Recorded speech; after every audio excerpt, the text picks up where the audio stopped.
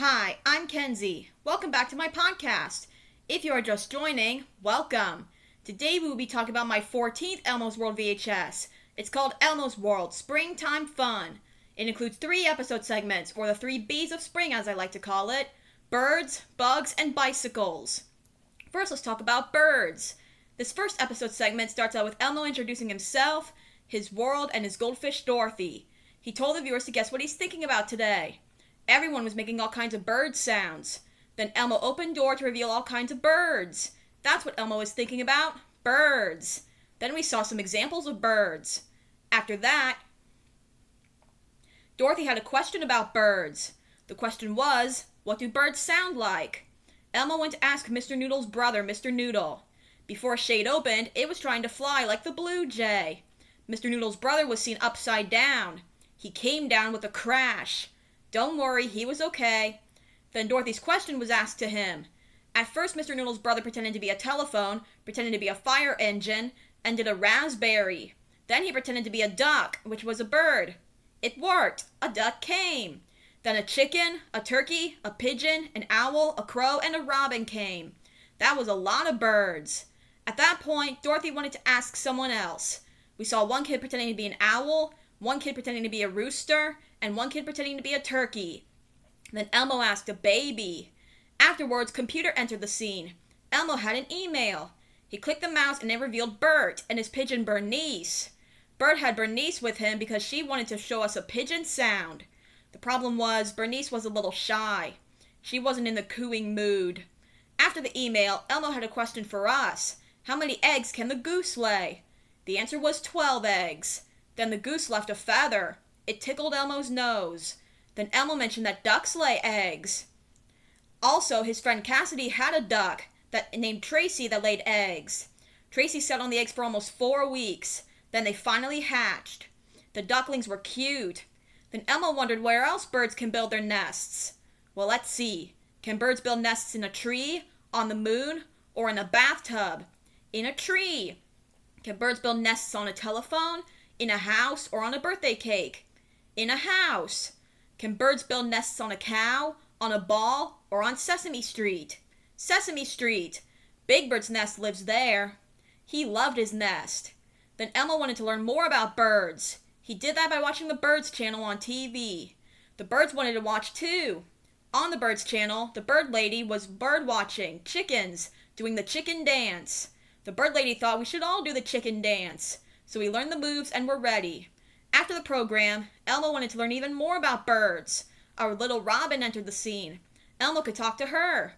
The robin talked about that all birds have beaks and feathers. The robin even sang a pretty little song and flapped her wings. Speaking of which, Dorothy was imagining Elmo flying like a bird. The thing was, not all birds can fly. For example, penguins can't fly, but they can swim.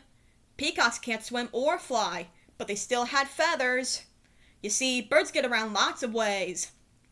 After the robin left, Elmo mentioned that he and Dorothy love birds. That's why Dorothy wanted to sing the bird song. So Elmo played the bird song on the piano to the tune of Jingle Bells. He even used bird sounds in the song.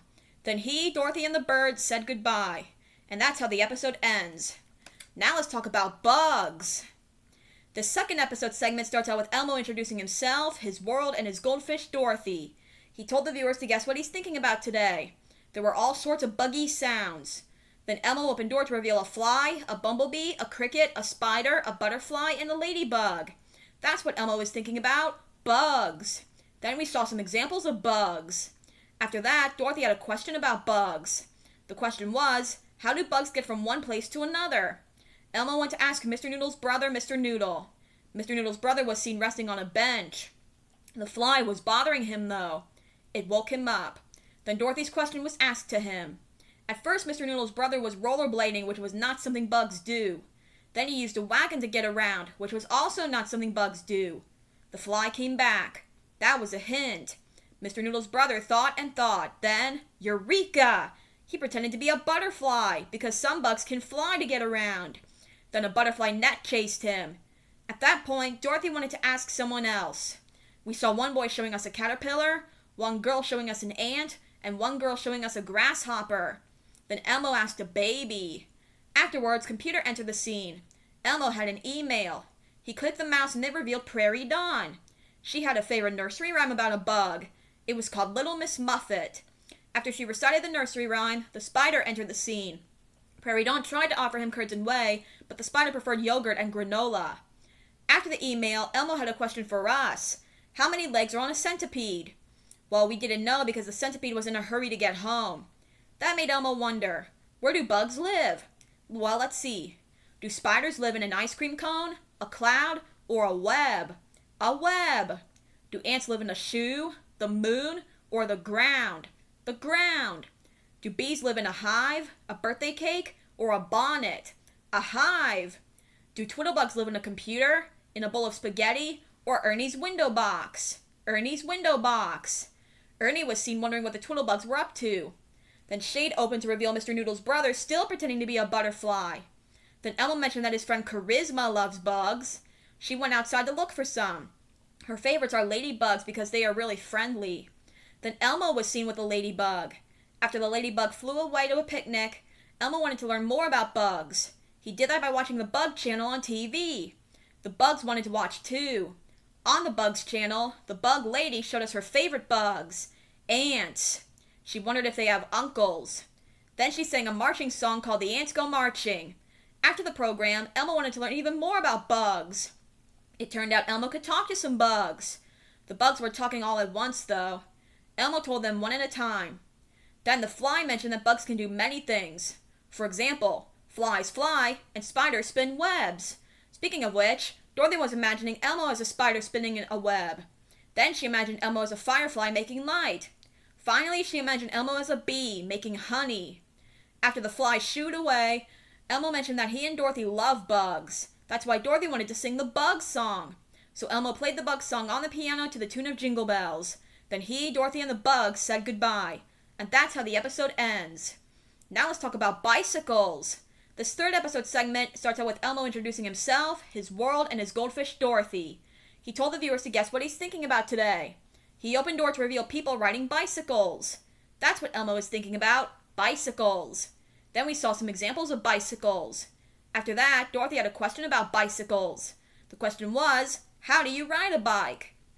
Elmo went to ask Mr. Noodle's brother, Mr. Noodle. Mr. Noodle's brother was seen having a drink. He gargled.